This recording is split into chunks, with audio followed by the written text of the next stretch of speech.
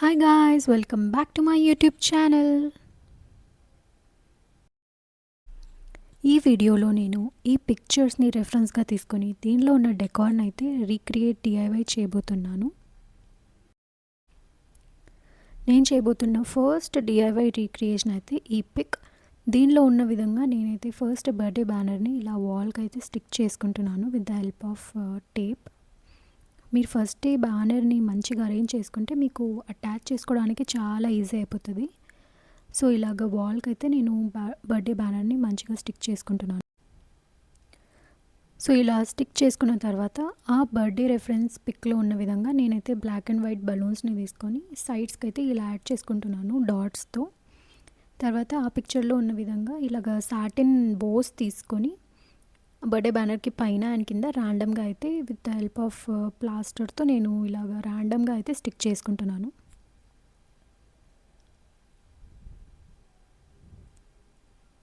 So ఈ బోస్ మీరు ఇంట్లో చేసుకోవచ్చు ఆర్ఎల్స్ మీకు రెడీమేడ్గా కూడా దొరుకుతాయి. వన్స్ ఇదంతా సెట్ అయ్యాక ఇదైతే ఫైనల్ లుక్. సో మన సెకండ్ డిఐవై చేయడానికి మనకు కావాల్సినవి ఒక జూట్ థ్రెడ్, ఒక ఫెయిరీ లైట్స్, ఒక ప్లాస్టర్ అండ్ సాటిన్ రోల్.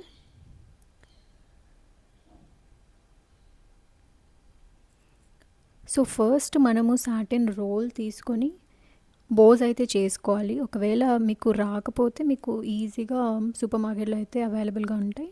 ఆర్ఎల్స్ మీరు ట్రై చేయాలనుకుంటే ఇవి ఈజీగా చేయొచ్చు.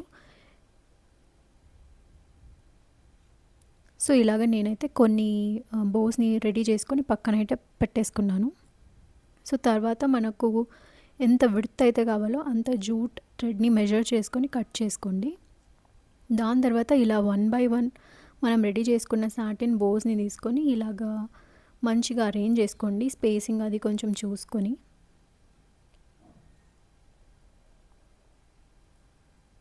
సో ఇలాగ అరేంజ్ చేసుకున్న తర్వాత వీటిని మీరు పిన్తో ఇలాగ స్టాప్లర్ అయితే చేసుకోవచ్చు. సో దట్ మీకు ఈజీగా వర్క్ అయిపోతుంది, ఎంత లేట్ ఏం అవ్వదు. దాని తర్వాత ఇలా వాల్కి అయితే స్టిక్ చేసుకోండి. సో ఆ పిక్చర్లో అయితే మనకు ఫెయిరీ లైట్స్ ఉన్నాయి, సో మనం కూడా ఫెయిరీ లైట్స్ యాడ్ చేస్తున్నాం. సో ఇదైతే సెకండ్ డెకార్. సో ఇంకా థర్డ్ అండ్ ఫైనల్ డెకార్ని రీక్రియేట్ చేయడానికి ఇలాగ బలూన్స్ అయితే తీసుకోండి. నా దగ్గర వైట్ అండ్ బ్లాక్ ఆల్రెడీ ఉన్నాయి కాబట్టి నేను అవే యూస్ చేస్తున్నాను. మీకు కావాలనుకుంటే మీరు సేమ్ దానిలో ఉన్న విధంగా కలర్ఫుల్ బలూన్స్ని అయితే తీసుకోండి. ఇలాగ స్మాల్ అండ్ బిగ్ సైజ్ బలూన్స్ని ఇలాగ ర్యాండమ్గా అరేంజ్ చేసుకొని దానికి ఇలాగ జూట్ థ్రెడ్ని అయితే తీసుకొని యాడ్ చేసుకోండి. ఎన్ని బలూన్స్కి కుదిరితే అన్ని బలూన్స్కి ఇలా కింద యాడ్ చేయండి.